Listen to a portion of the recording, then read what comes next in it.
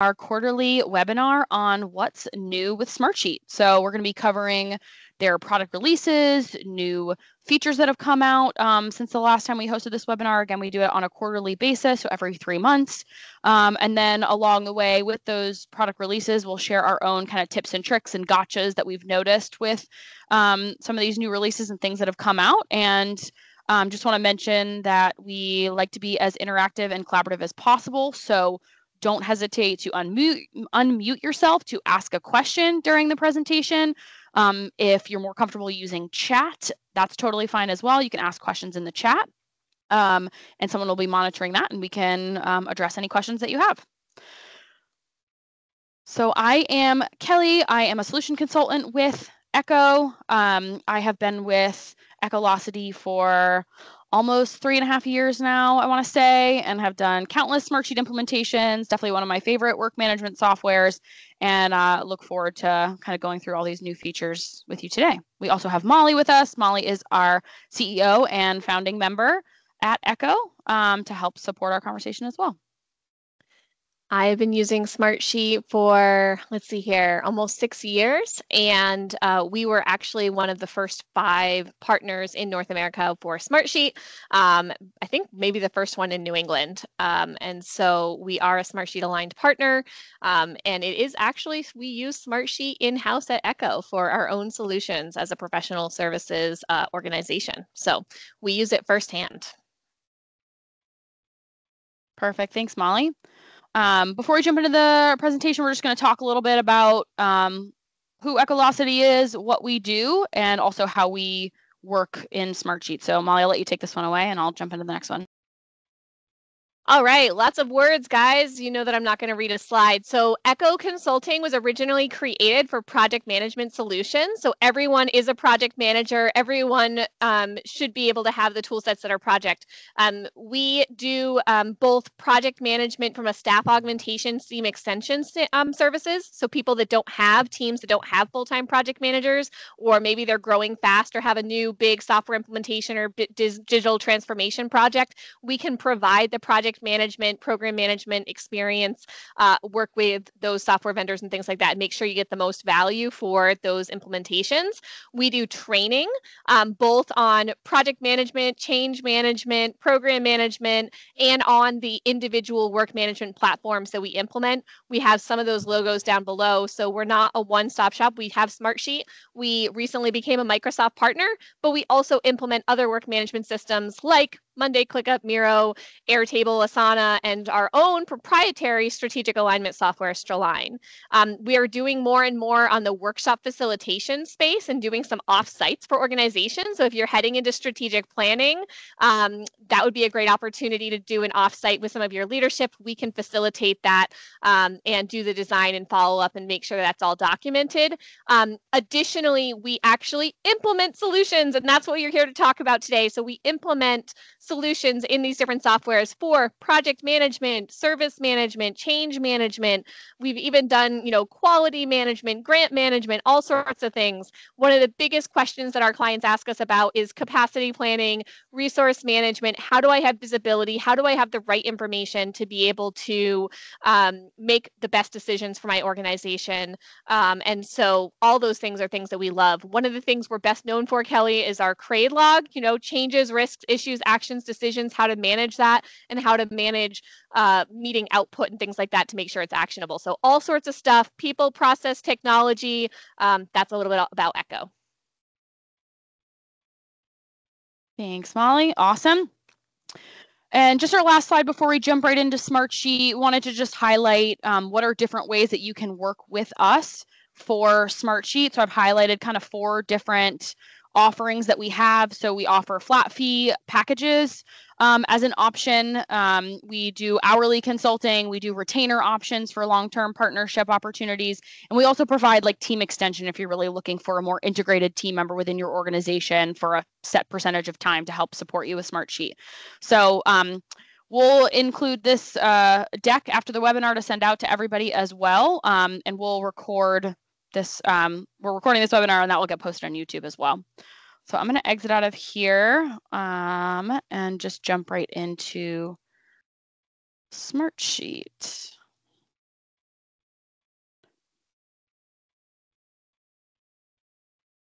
Okay, so the first thing I want to show you all is, I'm going to go to my window. Oops, I think I shared the wrong screen.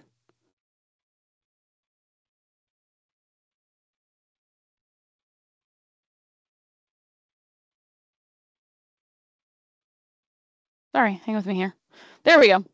So one of the most important things I want you to take away from this is Smartsheet has a product release news page that you can subscribe to get your updates or just come in and check in every once in a while. So you can literally just go to Google, type in Smartsheet product releases, and it will come up with their product release notes, and you can see what's been released recently, what date, and they'll go through all the details of what they've come out with. So this is actually what we're going to go through today. We've picked out some of the most prominent changes that we've seen since the last time we hosted our What's New with Smartsheet webinar. And like I said, just please feel free to jump in and ask questions as we go along. Awesome. So the first one that you all may have noticed, which is pretty noticeable when you log into Smartsheet, is new workspace updates. So they've updated their homepage experience. They've changed their search function. They've also kind of changed even the way that you work to create a solution. What's interesting about this is they still have a lot of the old ways as well, and I'll walk you through that. But they're kind of, I think, trying to optimize their navigation experience. I know that's a pain point that clients have brought up in the past. So I really think they're trying to optimize that. And right now they're still allowing you to use both. I don't know what their plan would be for the future, but let me just show you what I mean. So over here on the left-hand side, this has always been their navigation bar, but it has changed a little bit. The icons have changed, at least in their display, their size, and there's also been additional icons added. So this top one is the homepage function, and they've changed their homepage a little bit. They've optimized, they have a search bar at the top. They've optimized like their suggested pages based on what you've been to most frequently or what you have recently opened. And they also have this option to look at all the workspaces that you have. If you've been using Smartsheet for a while, you know that there is this browse function, which has been their primary navigation for a long time. So this is new that you're able to access all the workspaces here. You can also search by workspace name up here at the top, which is helpful. Right now, I'm kind of on a demo site, but on my real account, I have probably 100 workspaces. And so this is going to be really useful for me if I want to search for one right here on the homepage. They also used to have a search bar up in the top right-hand corner. They've moved their search icon here. And right now I'm on the home page, so it's showing here, but let me just like kind of go to the browse page, for example. If I click on that, it just comes up as a search bar pop-up. They've also noted in their page that they've made optimizations to the search function specifically. Again, if you've been working with Smartsheet for a while or even for a little bit, you might notice that some of their search functions require you to type something in exactly as it's named. Other search functions don't require that preciseness, and you can, kind of just do some keywords. So they have optimized this as well to help you really find what you're looking for. The recently opened and favorites haven't changed much, and this is work apps. What's interesting is there's another icon that's not showing here, but you'll notice it does show up once I click into something. So I'm going to click out of favorites, and I'm going to go into this workspace and jump into like a project intake sheet. And then over here, once I get into that sheet, there's this new icon called the Workspace panel. And this is what I believe to be Smartsheet's kind of way that they're trying to make their navigation improved, right? So it allows you previously, when you get into a sheet, or as you see right here, you get into a sheet, you used to need to go into the browse option and then find the workspace, find the folder to get to another asset within here. For real savvy users, I know a lot of us use this properties function where you click on this and can see the click path. That's a shortcut that's still currently available, but this is a way that it allows you to see the other assets that are within the workspace that the asset you're working on is in, if that makes sense. So this project intake sheet is in this workspace, and it's showing me all the other folders that are in here, as well as the other sheets, and I can use these arrows to kind of search down for what I'm looking for. And I can even, on the specific assets, open a new tab, which they have in other kind of capabilities as well. What's interesting at this point is you can still open this in the browse. If you're used to that navigation and you're still getting used to this, I know at first I was going back to open and browse for a while. So just noting that if that's useful, you can go back while you're adjusting to this new workspace panel. But hopefully overall in the long run, this will be a little bit easier for everybody. So Kelly, quick question on this one. So in the workspace browse section or the workspace panel versus the browse, favoriting, you have to kind of click on it. Is that right? And favorite it like with the ... Whereas if you go to the browse functionality, the favorite is like still on the star on the left. Does that sound right? So if you go back to the browse functionality. That's correct. So right here, I just clicked on the 3 dots. See, if I click on the whole thing, I miss the 3 dots. It just takes me to the sheet. You have to click on the 3 dots and do add to favorites, or click on the sheet itself and use this single click. But to your point, yes. Luckily, at the workspace, it does look like there's a favorite icon here. But if you click on the 3 dots, go to open and browse, then you'll be able to do the single click for the favorites. So that is a change in the experience. So the big thing here, though, is if I go back to the browse functionality, Kel, and if I am here, right, and I want to rename something, right, okay, so you have to have it in the main section of the panel, right? So if you look at it, you have kind of this, the navigations on the left-hand side, right? And then you're using the main panel. But if you go into the workspace panel, you can still have your main panel as whatever's happening, and you can still do all of the functionality, but it's only the side section. Does that make sense? So like just people that like to use multi-screens, et cetera, just it's a different experience. Yep. Absolutely. Different menu experience versus just right clicking. You have to use those 3 dots to kind of get to those options. So that's the other thing I'm noticing, maybe it's not as important for people like that aren't like us that are in here all the time. They did update their little icons and colors and things like that. So the dashboard is still green. But the sheets versus reports, we were literally just on site with a client recently, and someone was asking me like, well, how do you tell the difference between a report and a sheet? And I'm just it's so obvious to me because I always use those little icons. But for anyone that's not familiar with that, you know, to quickly narrow down something that's a sheet versus a report versus an icon versus a dashboard. And then I know that one of the other pieces of that functionality is to be able to look at other assets like forms and stuff. So I'll let you go, Kel. Yep, absolutely. All good call outs. I'm just going to open a separate tab to look at the browse option so we can look at a comparison. Because it is an interesting call out. They've changed the icon themselves still look the same. So it should still be pretty easy, but the color scheme looks a little bit different. So in the browse option, the reports are orange and the sheets are blue. But in the workspace panel, they look more red and purple. I don't know. Maybe that's too specific, but that's just something I noticed as well. But it looks like they're kind of just updating their design in this space. Something that is really cool about the workspace panel, which is another update I was going to share in the product release notes, is that you can now access forms in that workspace panel. Oops, sorry, losing my tabs here. Which is amazing. Currently or previous to this, right, you have to go into the sheet, you have to click on forms, and then you have to go to manage forms, and then you have to find the form. This one doesn't have a form, so poor example. Let me go to a different one. Right, you have to go to forms, manage forms, see the forms, open or edit the one that you're looking at. In this new workspace panel, it's actually going to show as its own option. I know this has been a really big pain point for some of my clients. Obviously, once you know it, but it just makes it's kind of a long click path to get to where you're trying to go. In this functionality, you can actually just click on the form and it opens the form as anyone would see it. You can use the 3 dots to open it in a new tab. You can get to the editing function of the form, and you can just copy a link to the form, which I think is even one of the most helpful pieces to it, because just getting a link to a form has a pretty long click path going the other way through the browse function.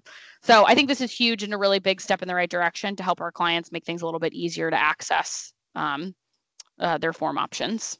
The next feature I'm hoping that they're moving towards, but again, not previewing this information, but when we go ahead and we create new solutions, Kelly, from copies, right, we have to replace that form link. So what I would like to see them moving it towards is that forms become an asset so that we are able to duplicate that. So I like to see them moving in this direction where they're representing forms as a new asset, even though we know that it is part of their underlying sheet structure.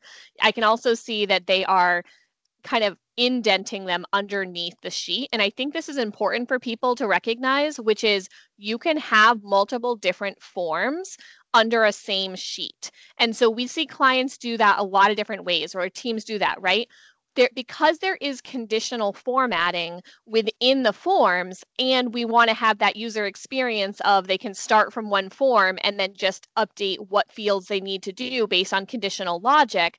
That's the ideal scenario. But we've definitely had situations where you need a form that is specific to a user group, whether it is maybe external users versus a specific team versus an executive or something like that, where you want to create a different form depending on your audience. And so there are use cases both for having conditional logic and using one form, so there's one link so people always go to the same place.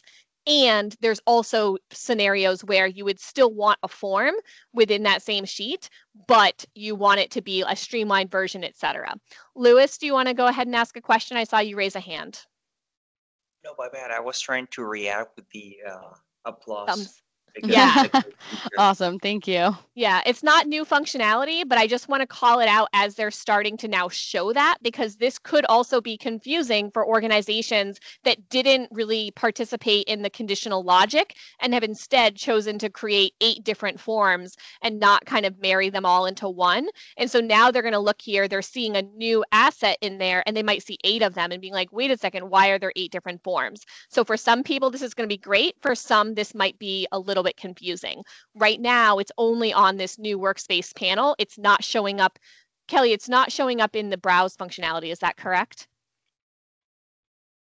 So if I go into the browse, the old case, are the forms showing up there too? No. See, okay. Intake, no forms. Yep. So it is important just to recognize they're basically showing 2 different versions. We have a lot of different software partners. So when we see this happening, oftentimes they're testing it out. It was early release. Now they're, testing it out. People can still do it the old way. Eventually, we anticipate that they won't support both versions. But again, we don't have any new information we're releasing at this point. But there is this new navigation, and we believe that they'll continue to move in this direction. Go ahead, Kel. Yeah, absolutely. And I just want to add context to something that you said to make sure the group caught on. So Molly mentioned she hopes, although we don't know for sure, that they move forms to being its own individual asset, and because of the need to replace form links. So right now, for example, if you take a copy of a sheet that you want to use, write the same template for something else, or a sheet's not a good example. If you take a copy of a dashboard that's using a form, it's going to keep that same form versus dynamically updating with the form that's included in the folder that you're saving with that. So I just wanted to include that context, because we see that a lot with our clients needing to, copy entire folders of a solution set that we've built for them or that they've built, right? But they still have that need to update the form manually versus that being dynamic. And so that's what Molly was speaking to there.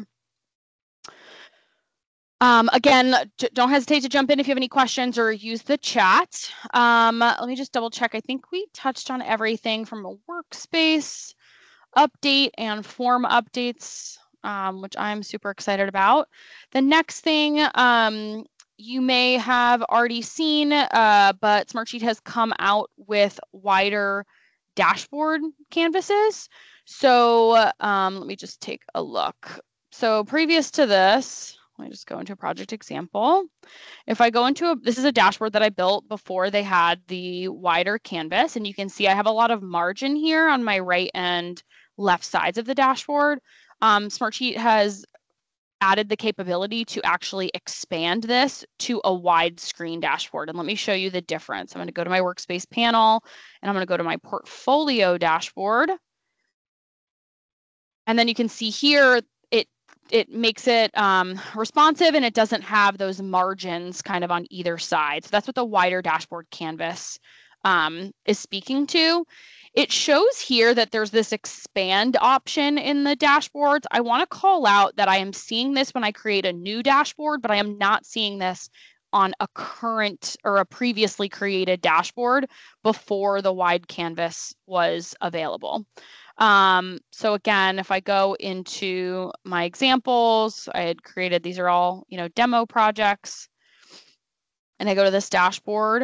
If I edit it, if I edit it, it's showing me like all the space that I can grow into, but it's not giving me that icon to expand and retract.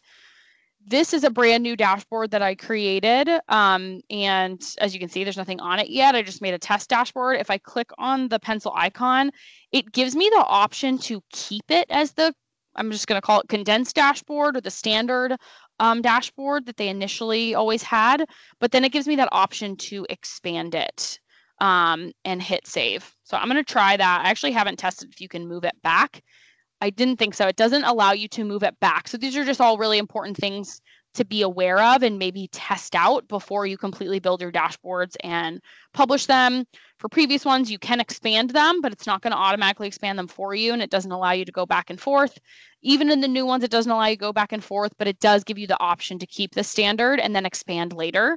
Or not expand later, but expand at the point of your, when you build it, if you decide you want the wider portion. And Kel, I'll just mention here, right? So when they originally were supposed to release the wider dashboards, they actually had a couple of different delays at Smartsheet because of the mobile readiness. But our clients are seeing that the expanded dashboards are mobile ready. Now, if you remember in a Smartsheet dashboard, they're automatically adjusting the widgets, right, in the order that they expect for mobile. And so just be aware that that still is not something that you get to choose in what order the widgets show up in from the dashboard if you're looking at it on a mobile device. So just be aware of that. Really good call out. It's one of the things that we still do, because in, a Tableau or a Power BI or some of the other tools, you can kind of choose in what order it'll be if you're looking at a mobile view. All of that is automatic for Smartsheet dashboards currently. So pretty much the way we've seen it is that it goes left to right, top to bottom. So whatever is the top left, that's going to be the first widget that shows up in the mobile experience. Matters when you're doing design dashboards if you're expecting executives to do dashboards from their phone, or if you're looking for like a salesperson or a person on the floor of somewhere using an iPad. Important to test the mobile end experience and just make sure that you are adjusting your dashboard appropriately. Thanks, Kel. Thank you. It's a good call out. Oops. Move this. Okay. So if I move on over, the next item that they released, so they've already released timeline view previously. We actually talked about it in our last What's New with Smartsheet webinar, but now they've released this new feature where they, or it's not really a feature. They have a feature that's called grouping, which allows you to group the data in the timeline view, which I'll show you in just a second. And the new update that they've pushed out is that it is applied by default. The grouping is applied by default. And I think it says it here, it's going to use the first single select drop-down list contact or symbol column in the sheet. Just going to call out, this is not always going to be relevant. I don't know if they are doing this just to highlight the feature that's available, but what we can do is we'll just jump into a sheet. We'll go into the timeline view and we'll just show kind of all the different features that they have, because again, it's a brand new view that they have. And we can talk about all the different kind of features of it. Awesome. So up here, this is where you can switch your view, and you can see that they have the timeline and the board view, which are both new views. And when I open up the timeline view, this is where it automatically is grouping the data by this first column that they've just auto-selected. Now for this project plan, it's not really categorizing correctly. So I would have to go in and manually change this. So one way that you might group the data is by status, for example. So you can see what items are not started, in progress, and complete. You can also show it by assigned to. which is similar to what you could do in like a report within Smartsheet. So you can see the tasks grouped by who they're assigned to. So whatever kind of different data points that you want to organize your data by in the timeline view is available, and you can even do double grouping. Lewis, do you have a question? I do, yes. Great. Even though we can change the grouping field right here, it comes on with a default field instead of the grouping feature. How is that defined? So how does it default the group? What field is it going to default to? Yeah, so it says here, it is going, nope, I'm on the wrong one. It is going to default the first single select drop-down list contact or symbol column in the sheet. Okay. So to be honest, from my perspective, it's not really the best. Like you're likely going to have to update it unless you just magically happen to have the column that you would want to group by at the beginning of the sheet, which in some cases you might. Again, I think it's a guess that they're just trying to highlight this feature. The thing about the timeline view that's different than the Gantt view is it doesn't really show the hierarchy, right? So it's kind of, it's applying the view in the way that's the most efficient using the space that's available, right? So in a Gantt view, if I switch to a Gantt view, what's helpful about the Gantt view is that it's just going to show you the tasks in the order that you have them. It's going to still show you the rows on the left-hand side and then show you the Gantt on the right-hand side. In this use case, I would probably change this to months so that the Gantt view is a little bit more, did that not change it? Oops, months and weeks, see if that helps. Yeah, the Gantt view is a little bit too small. So you can see as you go down, it's literally in the order of the hierarchy that you have and the rows that you have it. When you go to the timeline, even if I take the grouping off, you can see what I mean. It's not showing it straight from top to bottom because it's using the dates at the top of the screen and kind of like auto-populating the screen based on the most efficient use of space, I believe. Molly, I think you talked about this in the last one and you might have better context here. I do have better context. So if you are familiar with Microsoft Project and the timeline view that is at the top of Microsoft Project, it's a little bit different than that. But what's nice about it is with the Gantt, it literally is as many rows long as here. Whereas this, I can actually provide a more condensed version. You can do the same filtering. The piece that you can't do that Microsoft Project does, which I used to love when I used Microsoft Project, is you could actually click on Microsoft Project on each individual one and say include versus not include on your baseline view. So I could then create a view that I would include in a PowerPoint or something like that. Here, when we use timeline view, we're typically using it for a combination of like specific phases or specific milestones. I've seen clients do this where they're having potentially a project plan that is client facing versus internal, and they want to show kind of like a smaller version. And this has been more, it just looks prettier and it's more useful. But you do really have to have those filters in place to make sense. And then to Kelly's point and to Lewis's your question, which is it has to be the first single select or contact, etc. So if you wanted to use this view and include it on a dashboard or something like that, that would matter in terms of which order your columns were, if that was the way you were going to do this. But I do believe that it is, if you do take the link to this, so see Kelly up top, it says group by none. So you are able to actually get a version of this, Lewis, that you would be able to, embed on a dashboard or something like that, that is specific to the grouping you use. So while it won't, if you're just within that sheet clicking on timeline, it's going to use whatever that default is. If you were to put it on a dashboard that you were sharing out, it would retain the group by filter, and you can see that within the link. Does that make sense? So yes, I would more likely put it on a dashboard or put it on a link somewhere, and that's how I would do it. But yes, when you're just in the sheet, when you go to it right now, you can always ask it as a feature. This is a newer feature, so being able to choose what the default view is definitely something to consider. The way Smartsheet has done this in the past, guys, is they have actually saved it to the user profile so that it comes to the view that you were last in, right? So if you think about that, if you're in a sheet right now and you open it up, is it doing it based on the last person that was in the sheet saving it, or is it opening it back up to the view that you had? So some of the functionality is based on the user and what their view is, and some of it is based on what's retained at the sheet level that they've saved it at. So I would anticipate that it'll go in one of those two directions going forward, and that it's just a limitation starting out. Okay. Does that help a little bit? Kelly, one of the things that I'm not clear about here is for the color coding. So when you're in a Gantt view, right, you have the ability to color code the timeline charts based on different criteria. I'm not seeing this. Is it now available, Kelly, the color coding, or is it pulling in from the Gantt editing? So see here, guys, see that project, you can see this formatting of the taskbar.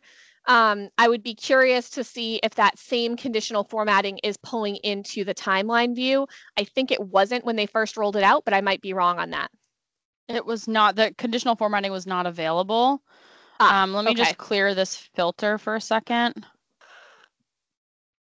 I just know that when they first came out, it wasn't. Oh, it is. It is.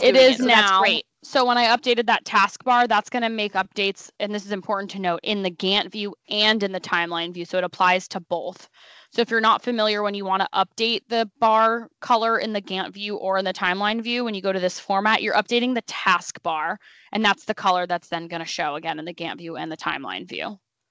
It does show you a little reminder here. It looks like maybe they're going to try to do this on its own because they have an icon here.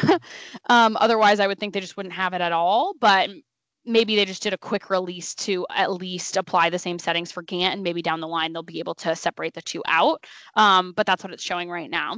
It does also allow you in the timeline view to look at any filters that you have on the sheet level, but it also allows you to just add a filter as you're looking at it separate from there, which is cool.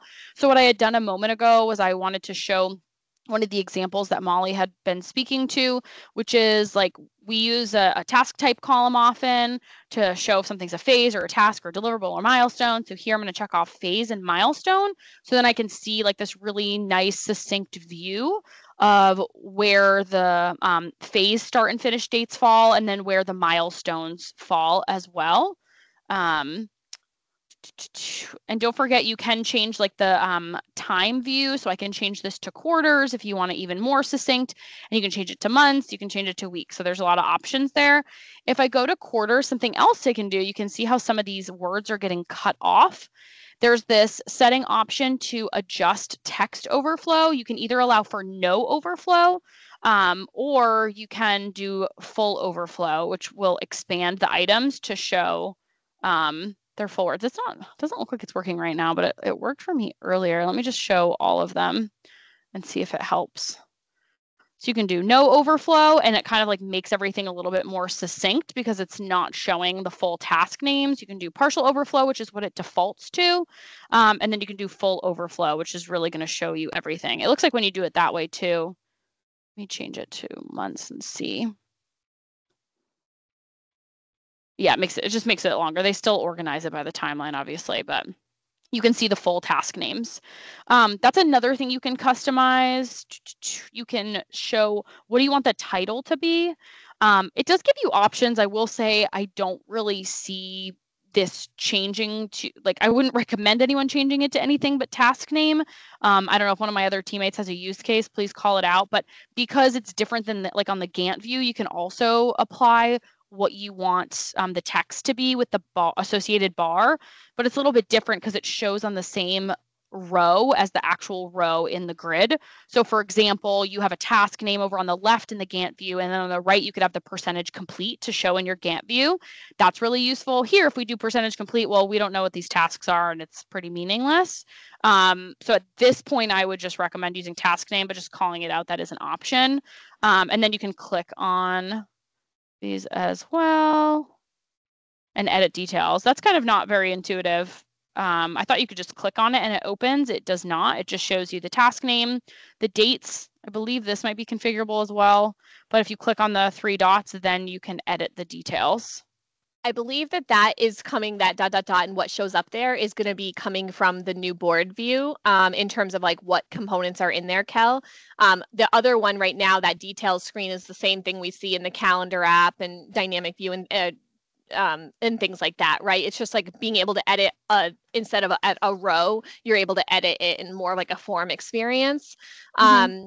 But we don't have control over what order that is or anything like that right now. But I would anticipate, so right now, Kelly, in terms of the task name, so for a project, yeah, I would typically do task names, and then I'm using the grouping to be like whether it's by person or by phase or by type or by team or some other information, whatever metadata we're using for that, because you can use multiple different groupings. And then in addition to that, you could add color coding. So I might, for example, do color coding based on health or team.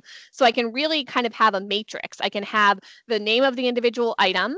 I can have the grouping where I'm putting them by there, and then I can use color coding to then indicate difference. So right now, again, you were saying the conditional formatting, it's just pulling in whatever's for the Gantt, but that would be how I would potentially use that down the road to analyze things. But I think it's a good question, and I don't know off the top of my head how to control what is editable, like right from clicking on the individual item. I was expecting that if you double clicked on one of the task names, you would have like a little mini card that you'd be able to edit right there. So maybe, oh, it is a double click. Yep, good call out. So I thought when you click on it, it just brings this up. And edit. I thought you needed to go to the three dots, but you can actually double click on it. So that is useful and a good call out. And then you can, once it's open, you can single click and it will just flip to the next item. To your point, Molly, I would anticipate that they create the capability to allow you to select what fields you want to show in the details panel. They have that kind of in the previous version of the card view, where you can select what you want to show in like the immediate card and then even in the details that expand. So the detail section is the same functionality they have on like calendar app for anyone that uses add-ons.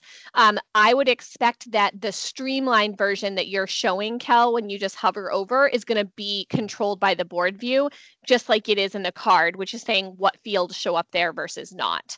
So it'll be interesting to see how this rolls out, but just there are definitely use cases for this timeline, and it is something that I was more familiar with Planner, with a project, and with some of the more enterprise level. So I'm excited to see this, but they definitely still have some room to grow in terms of functionality. Oops, I was on mute. Absolutely. Anything else you want to call out for the timeline view, Molly, before I move on? I'm still hopeful and excited about this, to be honest. Like, it really is. We were doing some workarounds within calendar app and some other things to try to get these high level views. I think that as we head into annual planning and strategic planning season and things like that, this timeline view is going to have a lot of value for those kind of roll up views. So I'm very excited about this, but it is still a new feature, and Smartsheet still has some room to grow with it. Yep, absolutely. Awesome. Speaking of board view, we've been talking about that a little bit. Board view, I believe, is a little bit behind the timeline. They kind of were developing these, it seemed like, around the same time, but timeline was released sooner. So I think the kind of maturity of it is a little bit farther along than board view. They did release an update just sharing that if when you initially create a new asset and select the new board view, it will default to that view, versus defaulting to the card view and needing to switch to the board view. So something that I didn't really call out before is that in this new workspace panel, you can actually add new assets directly from here as well, which is new. When they first released this workspace panel, this was not available. And you can see here, it gives you the option to choose your starting view, which was also not available in the other browse option. It just opens to grid and you can change the view. So what this update is saying is that if you create a new asset and create it as a board, the next time you go to it, it will default to this board view. From what I've been able to see so far, just to talk about the board view a little bit, it does appear to be pretty similar to the card view, but I think they're just trying to get a refresh on the look and feel and aesthetics of it. And then I would expect them to continue to expand on the functionality as well. But But that's what I've seen so far, Molly. I don't know if you've seen or observed anything differently, but it does have a lot of the same kind of functionality in terms of the swim lanes and filtering out specific hierarchy levels, selecting what you want to display on the card and things like that. It's a lot of the same settings, but it just looks a little more new age versus like 90s style, to steal your verbiage about the old browse view. Yeah, I mean, what's happening is the other mid-market work management systems, Kelly, right, like have their different views as like unique components or features. And so Smartsheet was getting a little annoyed about the fact that like they're only viewed as like a sheet instead of getting credit for the fact that they have Gantt and they have cards and they have everything like that. So the whole being able to create new and like as a board versus a versus a timeline, it's more of a marketing play, I think, for competition between work management systems. It's not net new. When I think about the board functionality versus the card functionality, if you think about it like Trello or Planner, right, versus an actual board like in Jira or one of the more tech pieces, Smartsheet needs to come up to speed on the agile pace of it, right? The ability to manage sprints and the ability to move across. So think about it as a little bit more robust functionality for kind of the swim lanes. So right now in the card view, you pretty much control what the columns are. Imagine that you can actually control both the columns as well as groupings down the side, Kel. That's where I think they're going to go with board. That's where I anticipate them going. And it really is so that they can take advantage. And because they say they're agile, of course, everyone does. But I think you're going to see more ability to group in addition to add columns, in addition to some new functionality to make those boards much more dynamic. And I think that'll be fantastic for teams that are working in this, because I think one of the strengths of Smartsheet has always been adoption of users. But for people that are caught up on the sheet piece of it and is overwhelmed, I think this board view is going to really give them a leg up. So I'm excited about this one as well. But again, still very early on. Haven't seen too much impact here. Thanks. I just realized that whole time I was showing a blank board view as well, just because I opened a new sheet just to speak of that new functionality. But if I go here, you can kind of just see quickly the look and feel of it. As I mentioned, it's pretty similar to the card view at this point, but just seems like it has kind of like an updated aesthetic, kind of newer, and looks a little bit nicer. Awesome. The next thing I wanted to highlight is this new feature regarding some AI functionality that Smartsheet has been coming out with. So we all know that a lot of companies are starting to consider how they can utilize AI within their solutions. So if I go to the grid view in my sheet, there's this little icon down here that says generate with AI tools. And it gives you the option, it gives you a few different options. You can describe what you're looking for a formula. This can be helpful as like a starting out point. If it's pretty simple, I've seen it get the right formula. Other times, I don't know if it's getting completely what I'm saying, but it's gotten me farther along than I was before.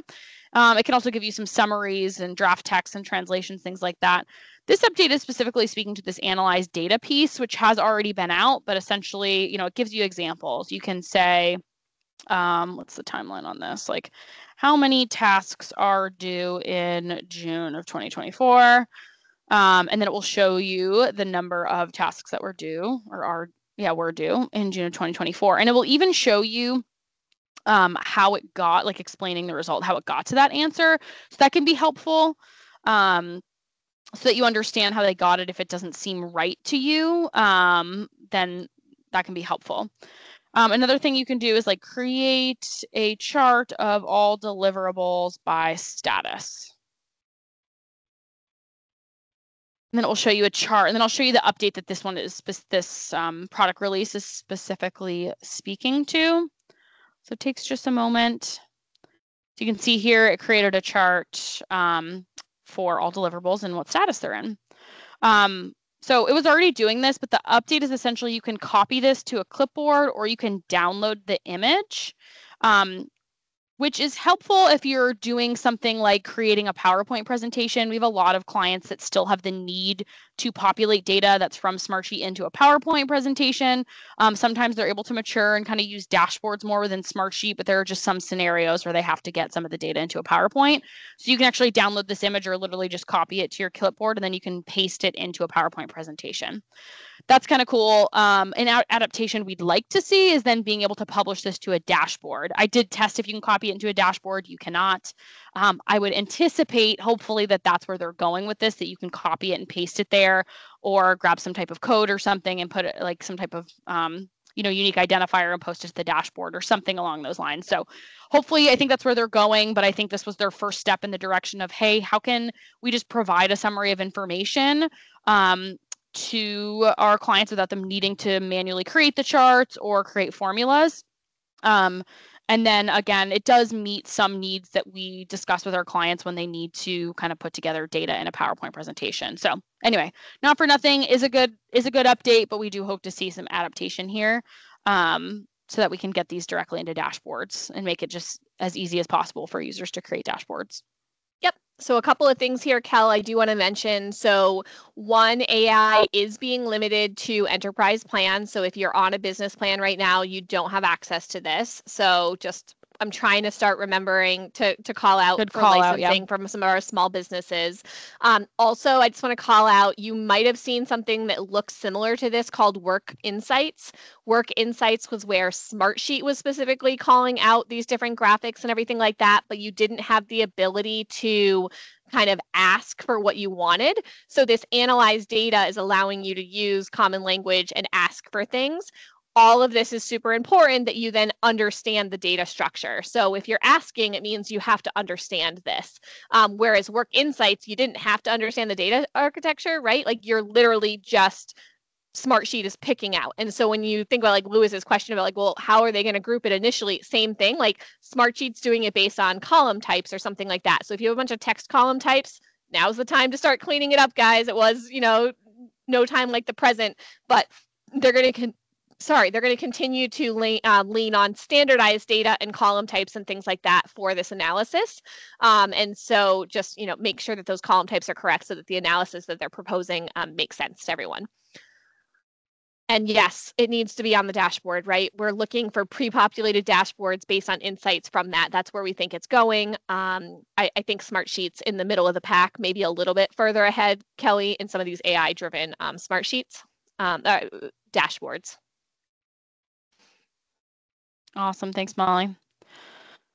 All right. I believe those were all the updates that we were going to review during today's session, but just going to double check with you, Molly, to see if there's anything else that you wanted to review. No, I'll just call out. So dashboard Zoom is more of an experience if you're presenting, right? That Zoom, we didn't talk about dynamic view, safe sharing. That is an add-on, but we are seeing dynamic view becoming more and more enterprise compatible. And what I mean by that is I anticipate dynamic view and some of these other add-ons being included in Control Center and being able to be rolled out with Control Center. That is an area that I think Smartsheet is moving in. So I'm excited to see that. It's not yet, but it's definitely coming down the road, which I'm really excited about. But safe sharing is, again, some of that admin functionality to make sure, because before I think dynamic view, Kel, if I remember correctly, like can only be edited by certain people or something like that. But yeah. now it's following some of that admin functionality of domains and things like that. Yeah, what this is speaking to, essentially, Dynamic View has its own separate set of permissioning. There's the permissioning in Admin Center to just allow people to edit dynamic views or create them. But if you don't have that permission in the Dynamic View, the admin can add whoever they want to share that dynamic view. And it wasn't looking at the safe sharing option that's within the system administrator rights, which says, hey, we are only sharing, for example, we are only sharing our Smartsheet assets with Echolocity.com domains. That did not previously push to add-ons like Dynamic View. So they just pushed this now to Dynamic View. So if we say only Ecolocity emails can have access to our assets, that includes Dynamic View. So that may have been kind of a workaround for some teams using that. And so this kind of just allows the system administrator to apply that even to this add-on. Yeah. So exciting stuff. Smartsheet continues to roll stuff out. We're really excited about kind of some of the roadmap we're seeing and some of the portfolio management and some of their commitments, even for some of their control center pieces that will be coming out in the next year or so. So stay tuned. I would just say that if you found this helpful, we are going to add this to our YouTube channel. You can subscribe to our YouTube channel. We send out videos definitely weekly at this point with new tips, tricks, functionality, etc. You can also subscribe for updates from our website. I sent the link earlier today, so you can subscribe so that any content that we send out on Smartsheet, you have access to it, or project manager or some of the other topics that you're having. So if you haven't subscribed to our content, please let us know.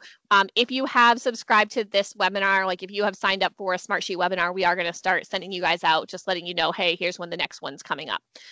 So as always, thank you for attending. Does anyone have any questions in the last 9 minutes or anything that they have seen that they have questions on about Smartsheet right now?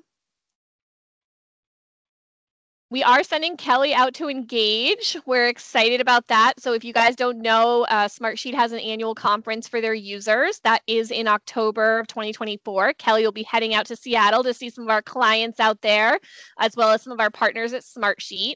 They almost always release some new features around Engage to get people excited, and they give kind of a sneak peek of some things that are coming up because it is kind of their big rah-rah session. So she'll definitely do a session. I think November is our next one, Kel, for this What's New. But I'm sure that you'll have some additional content coming out of Engage. So stay tuned for that as well to hear what Kelly thinks of Engage, what new features are coming out for Smartsheet, and where we see going forward. Awesome. Thanks, Molly. Thank you, everybody.